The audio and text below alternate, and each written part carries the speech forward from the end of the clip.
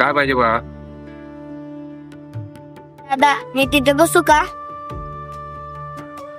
का रे? नाही काही बुच्च पर पॉलिश करणार. आजपासून सुरुवात करणार का? हो. जा बस, सावलीत बस.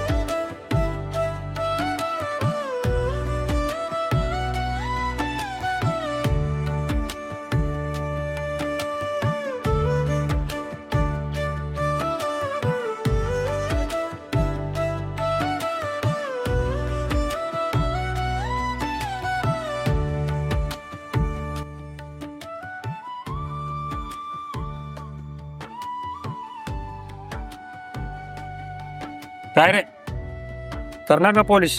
हो करणार.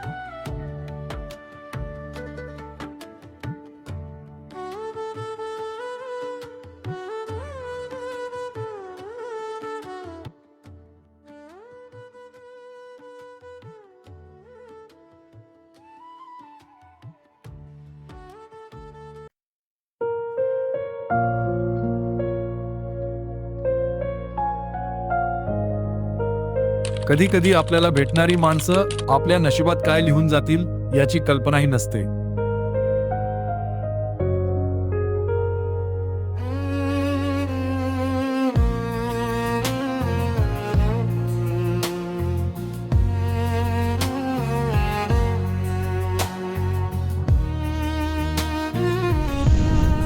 हातात फक्त पॉलिशचा ब्रश होता, पण मनात आईला 2 घास खाऊ घालण्याचं स्वप्न होतं. काही लोक पैसा कमावण्यासाठी काम करतात आणि काही लोक गरजेमुळे.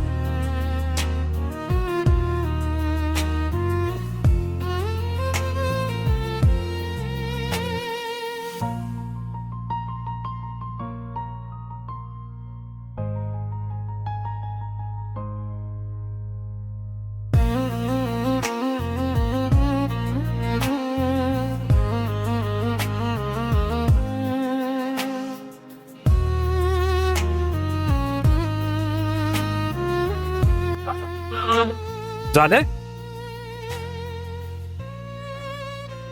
शाबास. किती झाले? 50 रुपये काका.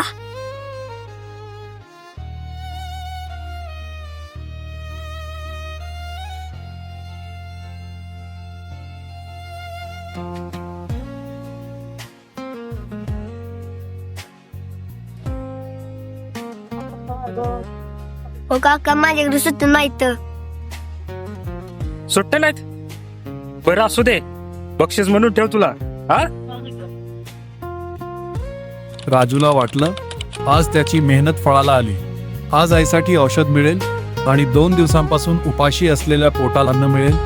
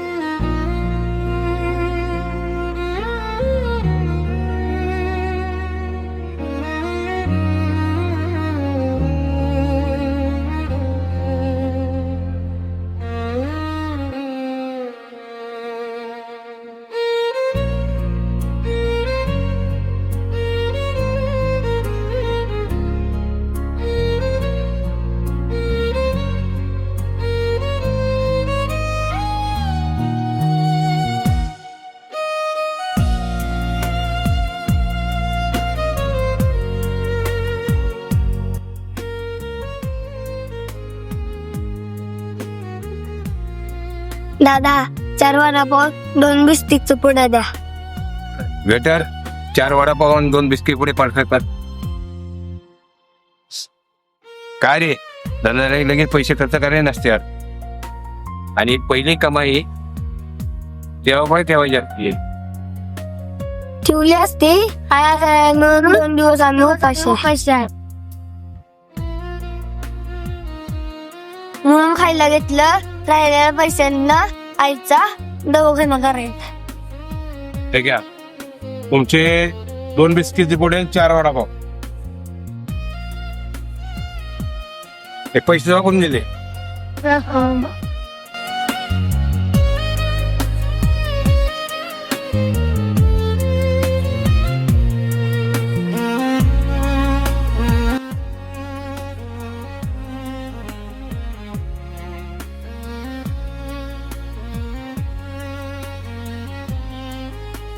हे 400.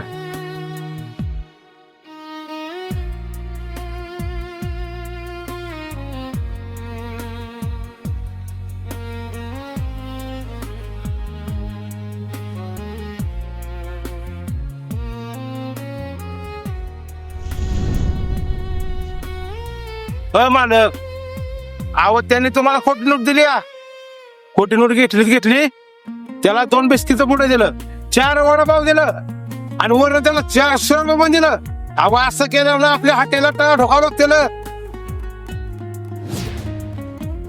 बरोबर अरे त्याची आई जेव्हा कमवते तेव्हा त्याचं घर चालत होत. त्याची आई आजारी पडली म्हणून या पोरानं बाहेर एक विश्वासानं आणि एक उमेदीनं आपल्या खांद्यावर घेतलं.